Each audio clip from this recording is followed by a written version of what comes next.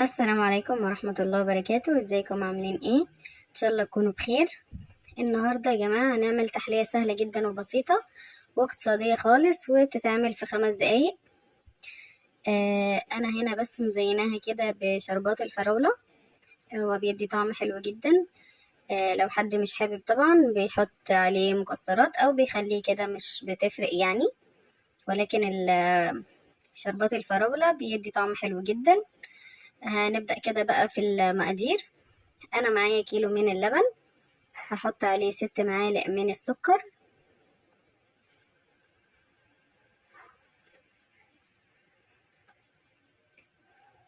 اهو كده. معايا كمان بودرة الكاستر، هحط منها 4 معالق مليانين.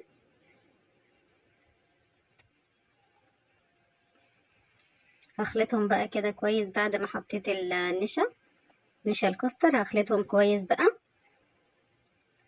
بعد ما بتأكد ان كله داب في بعضه باخده بقى على نار متوسطة كده، على يعني وايدي فيه ما سيبوش، وابتدى هو يتقل معايا. لو حابين ان انتوا ما تفضلوش وقت على البوتاجاز يعني في التقليب، هتسخنوا اللبن الاول، وبعدين قبل ما تسخنوه تاخدوا منه كوباية، هتحطوا فيه النشا وتحطوا في اللبن وهو سخن تحطوا السكر. هتدوبوا النشا في كوباية اللبن على البارد، وتنزلوا بيها بالتقليب المستمر على الكاستر لحد لما يغلي وتلاقوه كده بيعمل فقاقيع زي ما انتم شايفين كده. تسيبوه كمان نص دقيقة لحد لما يغلي، هيكون جاهز معانا يعني. لحد بعد الغليان نستنى نص دقيقة لحد لما يستوي.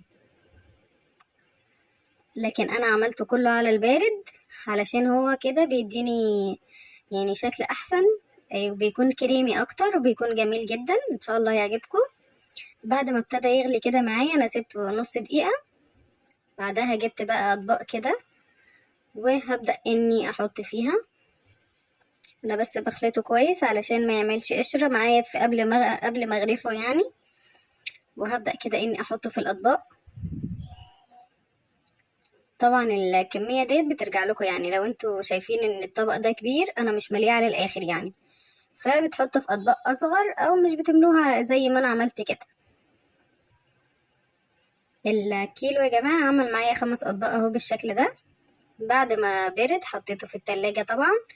تحطوه بقى 3 4 ساعات حسب الوقت اللي بيسمح لكم يعني وقتكم فيه. وببدأ كده اني افرغه كده من الحروف علشان اقلبه في اطباق التقديم. زي ما انتم شايفين بالطريقة دي انا عملتهم كلهم.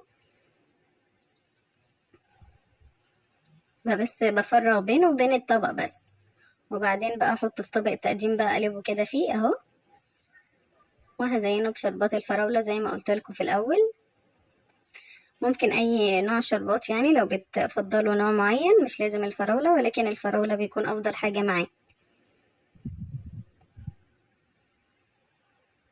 وده كان شكله النهائي.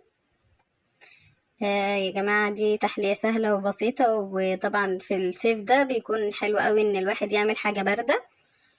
بتمنى ان شاء الله تعجبكم، ولو عجبتكم ما تنسونيش في لايك واشتراك في قناتي، والسلام عليكم ورحمة الله وبركاته.